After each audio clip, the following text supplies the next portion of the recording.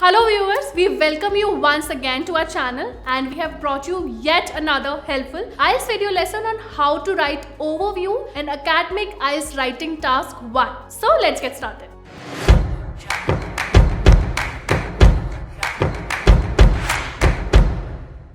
A quick recap in case somebody missed watching the previous videos. Academic writing task 1 is report writing which goes on for 20 minutes. In this task, an illustration is provided and the objective is to report the main features of the presented data. So basically putting the data which comprises figures, values, percentages, numbers into words. This is the report writing task layout that we discussed in one of the last videos. And today our focus is going to be the overview.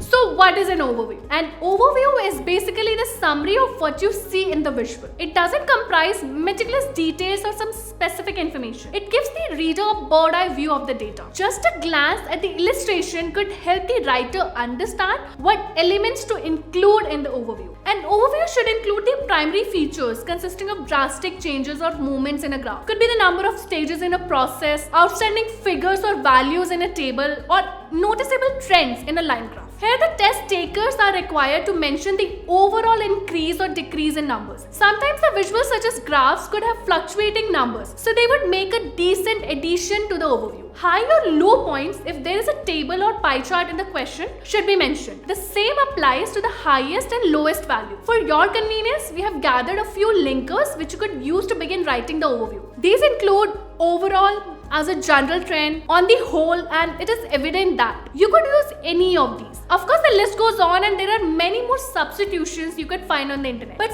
since you just need to write one overview, keeping in mind so many of them would just flood your memory unnecessarily.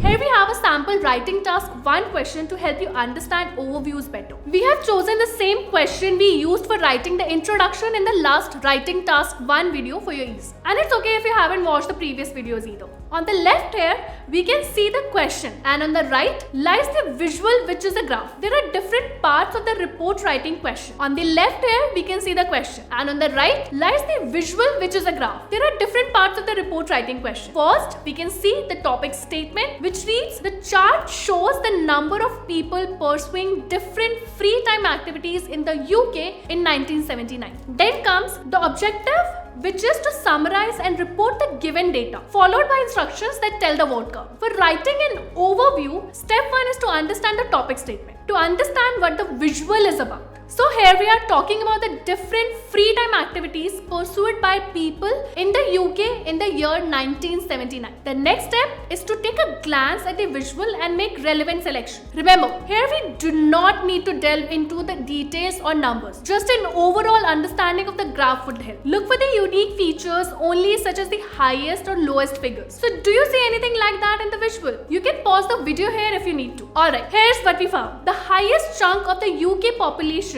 liked watching television, whereas singing was the least common hobby in 1979. This is a sample overview for the same question. Overall, watching television was the most popular free time activity, while the least percentage of UK citizens preferred singing as their hobby in the year 1979. Quite simple, isn't it? We just talked about the highest and lowest figures here.